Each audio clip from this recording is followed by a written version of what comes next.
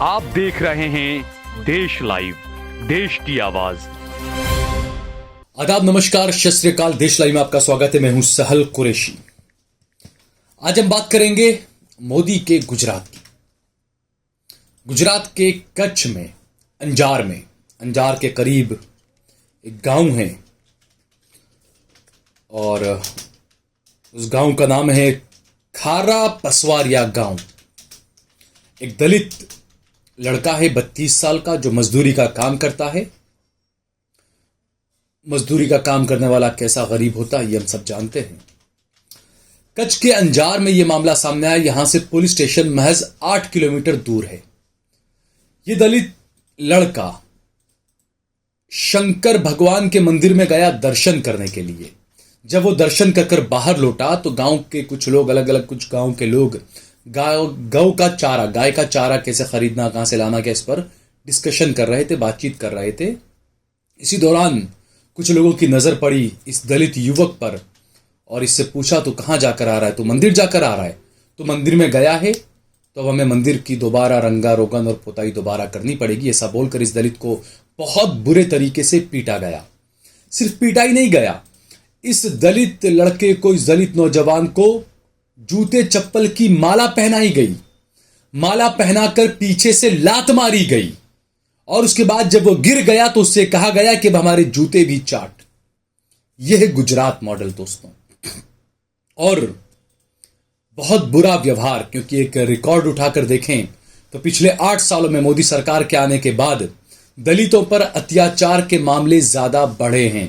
दलित लड़कियों के साथ में बलात्कार होना, उत्तर प्रदेश में दलितों के घर पर बैनर लगा दिए गए कि यह घर बेचने का है, बिकाऊ है, यह घर बिकाऊ है, ये पोस्टर लगाए गए।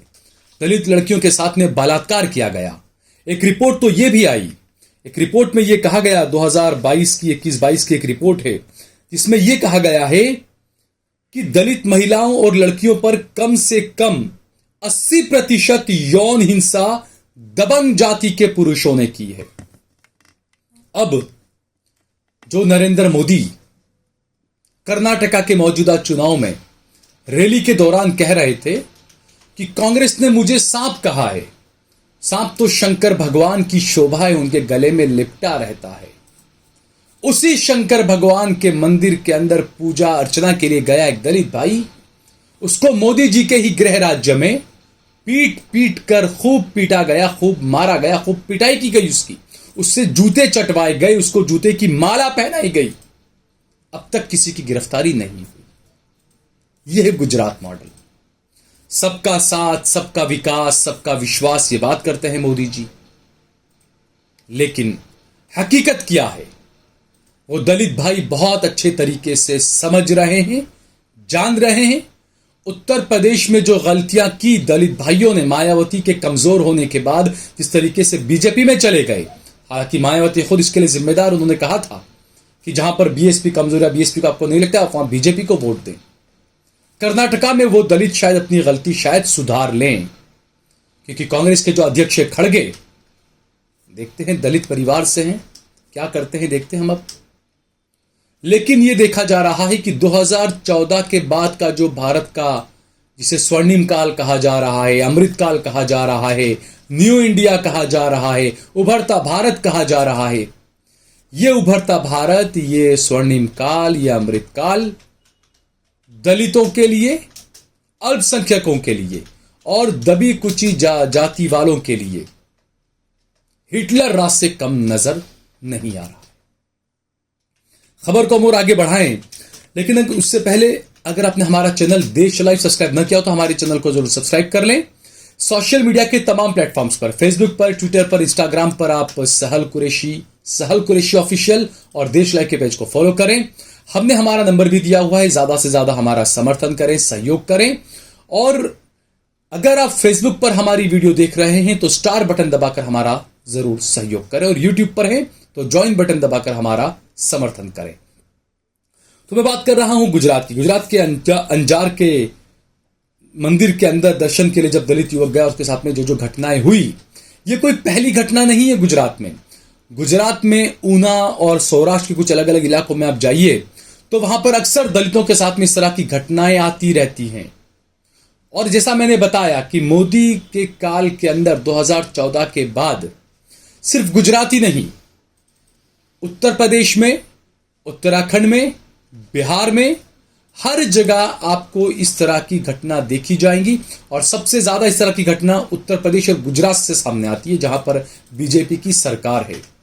और गुजरात और उत्तर प्रदेश दोनों वो राज्य हैं जहां का एक राज्य का व्यक्ति प्रधानमंत्री है और दूसरे राज्य का मंत्री प्रधानमंत्री बनने का ख्वाब देख रहा है। तो ये वो दो राज्य हैं जहां पर सबसे ज्यादा दलितों के साथ में सौतेला बर्ताव किया जा रहा है। मुसलमानों को तो साइड में रख दो, उनको तो आपने दोयम दर्जे का नागरिक बना ही दिया है। एक तरफ मोहन भागवत खड़े होकर कहते हैं हम सभी हिंदू हैं, वोट लेना होता है तो महापुरुष जाते हैं और दलितों के पैर धोकर पूरे टेलीविजन में हर जगह पर दिखाते हैं क्योंकि दलितों का वोट लेना है।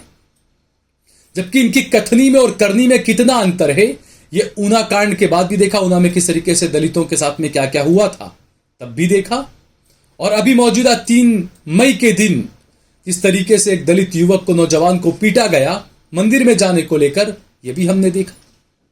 हाथरस वगैरह उत्तर प्रदेश की कई जगहों पर दलित लड़कियों के साथ में जो बलात्कार किया गया, वो जो आरोपी थे बताया जाता है कि वो भी उच्च जाति के थे, यह भी सबने देखा। कई जगहों पर दलितों के मकान जलाए गए, पीटा गया, उत्तर प्रदेश के अंदर ही, यह भी हमने देखा, इसी मोदी के अमृतकाल के अंदर देखा। तो आखिरकार आपको जब वोट लेना होता है तो आप सब हिंदू की बात करते हैं, आप जबरदस्ती दलितों को हिंदू बनाना चाहते हैं, आप जबरदस्ती सरदारों की, पंजाबियों की आइडेंटिटी मिटाकर आप उन्हें भी जबरदस्ती हिंदू बनाना चाहते हैं। हिंदू राष्ट्र के नाम पर आप सिर्फ पब्लिक को गुमराह कर रहे हैं, पब्लिक को उकसा रहे हैं। लेकिन हकीकत क्या है वो जनता सब जान रही है। कुछ खबरें और भी आ रही है, आगे की खबरों में हम उस पर बात करेंगे। कुछ खबरें आ रही है कि जिस बृजभूषण सिंह के खिलाफ FIR दर्ज कराई गई है, खबरें कुछ इस तरह की आ रही है कि वो नेपाल के रास्ते भाग चुका है। इस खबर में सच्चाई कितनी है फिलहाल हम कुछ इसमें बारे में कुछ बता नहीं सकते, पुष्टि नहीं कर सकते, लेकिन खबरें सोशल मीडिया पर इस तरह की आ रही है कि बृजभूषण भाग चुका है। उस पर कुछ महिला पहलवानों के साथ में उनका जाति शोषण वगैरह कुछ करने का, यौन उत्पीड़न वगैरह का आरोप है। दूसरी खबर यह भी आ रही है कि भारतीय रेलवे के अंदर कई 100 करोड़ रुपए का ईंधन घोटाला हुआ है, डीजल वगैरह या जो होता है उसको लेकर कुछ घोटाला हुआ है, यह भी खबरें आ रही है। तो ये अलग अलग खबरें, इस पर आपका ध्यान नहीं ले जाना चाहेंगे ये गोदी मीडिया के लोग। अगर किसी आम हिंदू व्यक्ति के साथ में जब कुछ होता है और अगर सामने करने वाला कुछ अगर मुसलमान होता है तो यही गोदी मीडिया वाले 2-2 दिन तक, 3-3 दिन तक डिबेट्स करते हैं, नफरत का माहौल बनाते हैं। आप तसव्वुर करके देखिए कि अगर मस्जिद में जाने से किसी हिंदू भाई को रोक दिया जाए या उसकी पिटाई कर दी जाए तो गोदी मीडिया वाले कितना मातम करेंगे, उसको तालिबानी राज बता देंगे, मुसलमानों को तालिबान, आतंकवादी सब कुछ बता देंगे। लेकिन यहीं पर एक दलित भाई, एक दलित युवा, एक दलित नौजवान 32 साल का जो मजदूरी करने वाला गरीब है, वो अपनी गरीबी को दूर करने के लिए अगर शंकर भगवान के सामने माथा टेक कर कुछ उनसे मांगना चाहता है तो वो ये उच्च कोटि के हिंदुओं को पसंद नहीं है। ये लोग संविधान के भी दुश्मन हैं और मुझे तो अब लगता है कि ये लोग शायद गीता के भी दुश्मन हैं, क्योंकि मुझे नहीं लगता कि गीता के अंदर भी ऐसा कुछ कहा गया हो, और अगर कहा गया है ऐसा तो फिर हिंदुओं को खुद इस बारे में सोच लेना चाहिए कि वो किस तरफ आगे बढ़ रहे हैं, वो किसके कहने में है, क्या हो रहा है, क्या दिखाया जा रहा है और क्या चल रहा है। और दलितों को, मुसलमानों को जो गठजोड़ की जो बात चलती है कि दलित और मुसलमानों को एक होकर काम करना चाहिए, तो मैं तो ये कहूंगा सिर्फ दलित और मुसलमानों को ही नहीं, जो मेरे हिंदू भाई भी है, चाहे वो जाति के हैं या जो भी हैं, दबे कुचले जो भी हैं, जिनके साथ में नाइंसाफी हो रही है, उन सबको एक साथ आना होगा। इस सरकार के खिलाफ लोकतांत्रिक तरीके से सड़कों पर आना होगा। यही भारत की जीत होगी, यही लोकतंत्र की जीत होगी। इसके अलावा दूसरा, तीसरा, चौथा कोई रास्ता किसी के पास नहीं, ना किसी विपक्षी पार्टी के पास है, न किसी जाति के नेता के पास है, न किसी अधिकारी के पास है। यह एक वाहिद रास्ता है। आपके इंसाफ के लिए आपको खुद लोकतंत्र के रास्ते से ही सड़क पर उतरना पड़ेगा। दलित भाइयों को इंसाफ दिलाना पड़ेगा, जो भी मजलूम है उन्हें इंसाफ दिलाना पड़ेगा।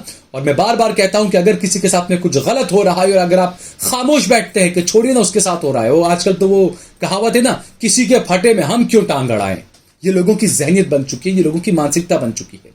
लेकिन अगर ये मानसिकता के साथ आप अगर आगे चल रहे हैं तो यकीन मानिए अगला नंबर आप ही का होने वाला है।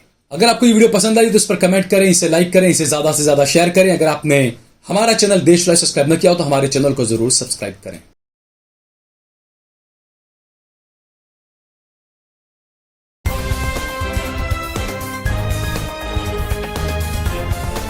देश और दुनिया की तमाम छोटी और बड़ी खबरों के लिए हमारे चैनल को सब्सक्राइब करना न भूलें और बेल का बटन जरूर दबाएं।